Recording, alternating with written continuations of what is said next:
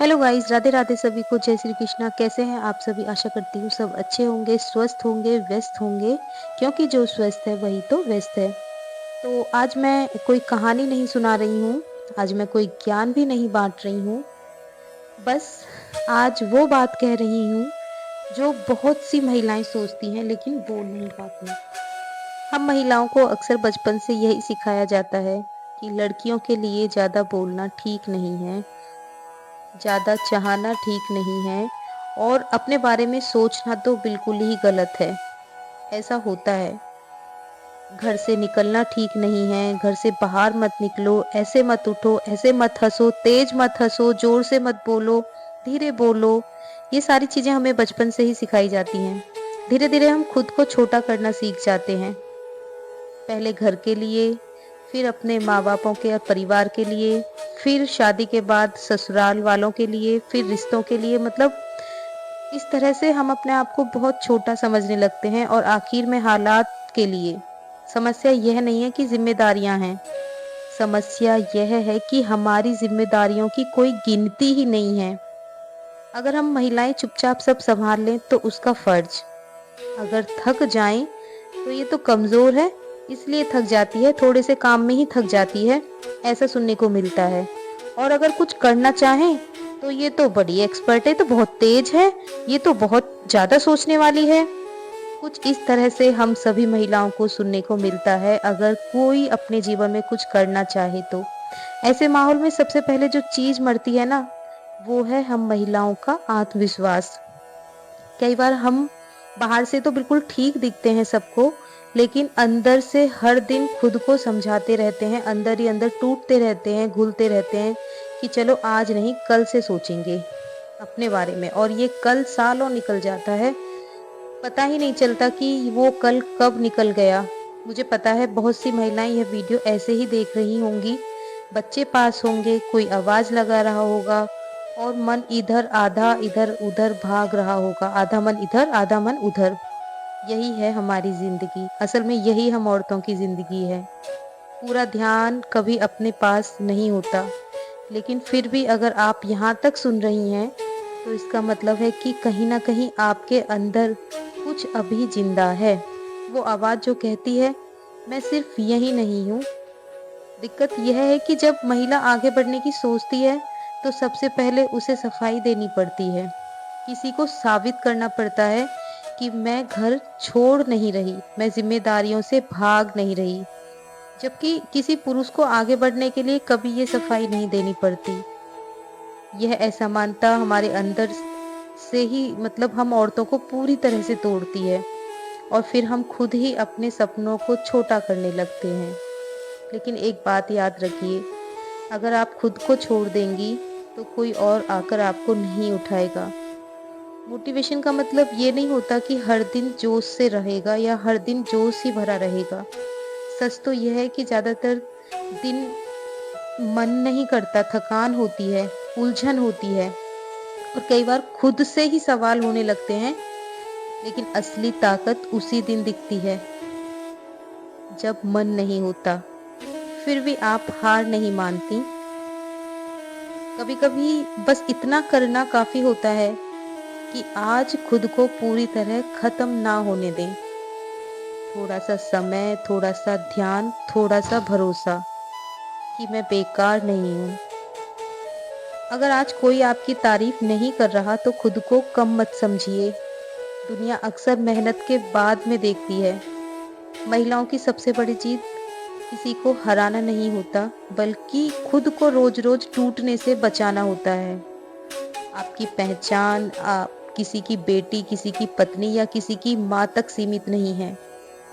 आप एक सोच हैं, आप एक ताकत हैं और एक संभावना है। धीरे चलिए, लेकिन रुकिए मत, क्योंकि जो महिला, शायद यही वजह है कि महिलाएं सबसे ज़्यादा चुप हो जाती हैं, क्योंकि बोलने से पहले ही उन्हें यह एहसास दिला दिया जाता है कि उनकी थकान छोटी है, उनकी परेशानी बेवजह है और उनके सपने ज़रूरत से ज़्यादा हैं। धीरे-धीरे हम खुद को समझाने लगते हैं कि चलो इतना ही काफ़ी है। लेकिन मन के किसी कोने में हमेशा एक खालीपन रह जाता है। वो खालीपन इस बात का नहीं होता कि हमारे पास क्या नहीं है। वो खालीपन इस बात का होता है कि हमने अपने लिए क्या छोड़ा है। बहुत बार महिलाएं खुद से ही सवाल करने लगती हैं, क्या मैं ज़्यादा चाह रही हूँ? क्या मुझे इतना सोचना भी चाहिए?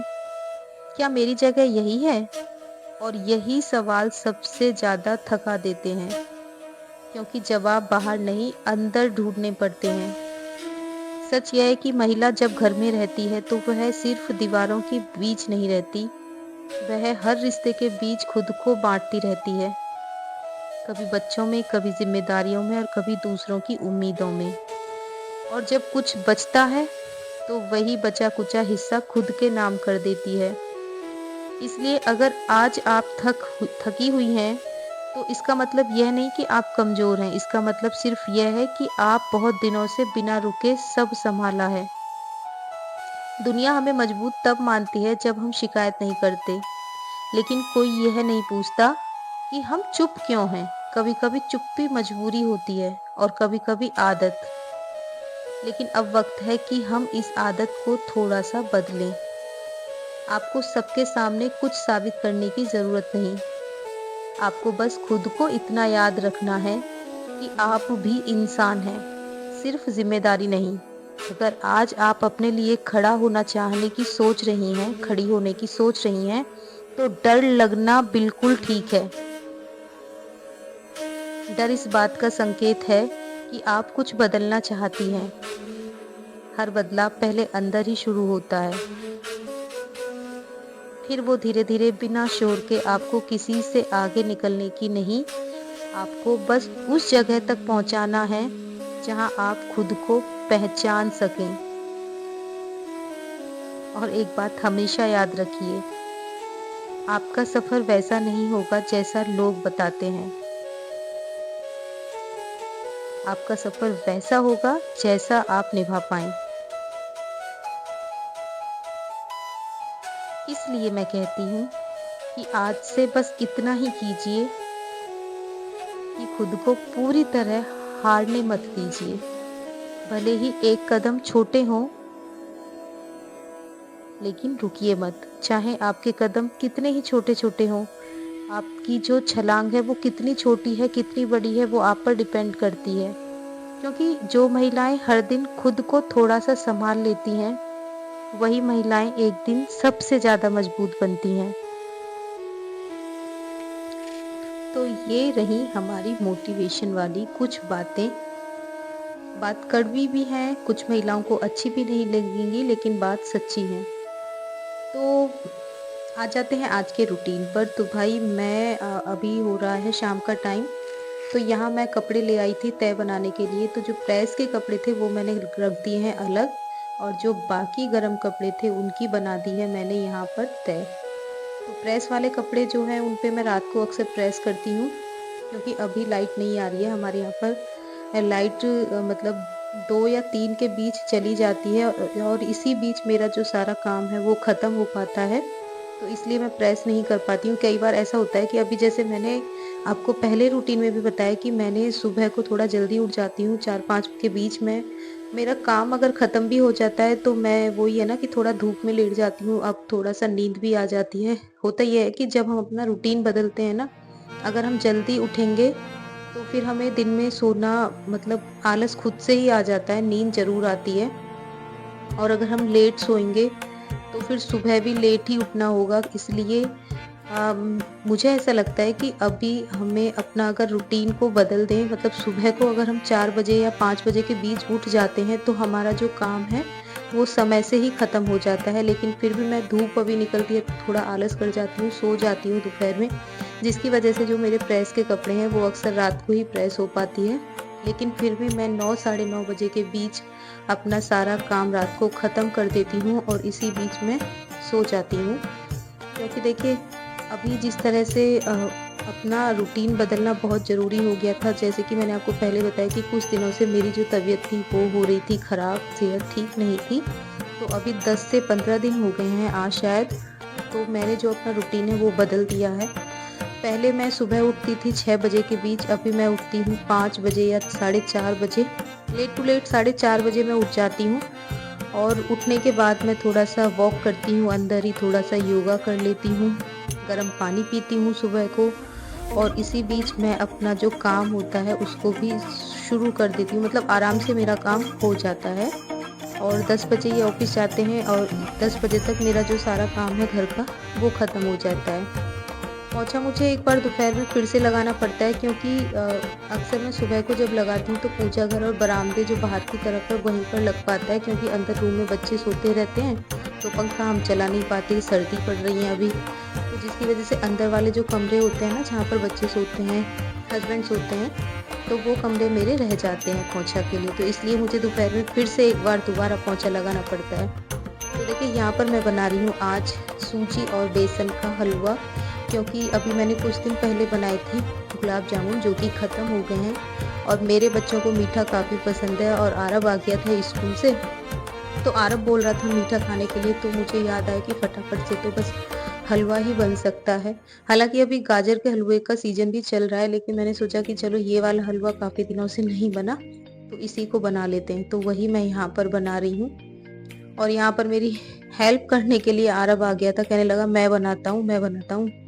तो मैंने बोला कि नहीं अब तो बन गया है, तू बने-बनाए पर अपने नाम का ठप्पा मत लगा। तो इस तरह से हम माँ बेटों की थोड़ी-सी हँसी मज़ाक मस्ती चल रही थी और साथ में बन रहा था हमारा हलवा। और अभी 6-7 दिन से छोटे वाले बेटे को आ रहा है बुखार, तो वो स्कूल नहीं जा रहा है, वो घर पर ही है, उसकी तबीयत ख़राब हो रही है। ये वायरल फ़ीवर चल रहे हैं, अभी जिस तरह से मौसम बदल रहा है तो बच्चे काफ़ी बीमार हो रहे हैं, जो छोटे बच्चे हैं, तो उनका थोड़ा-सा ना ध्यान रखना पड़ रहा है।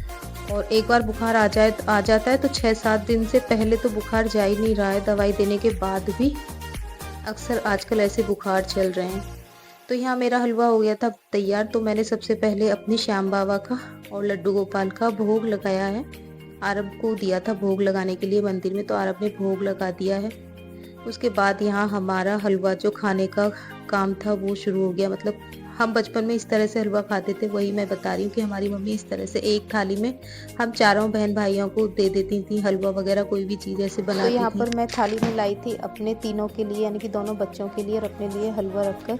तो इस तरह से हम तीनों माँ बेटे ने खाया था हलवा, और हलवा वाकई में बहुत अच्छा और टेस्टी बना था। तो आरब ने अनी का हलवा भी ख़त्म कर दिया था और अपना भी, लेकिन फिर मैं अनी के लिए दोबारा ले आई थी, उसने तब खाया था। तो इस तरह से फिर उसके बाद मैंने गेहूँ साफ़ करे क्योंकि आटा हो गया था ख़त्म, तो मैंने गेहूँ को फटका लगाया है और आज का जो दिन था मेरा कुछ इस तरह से निकल गया।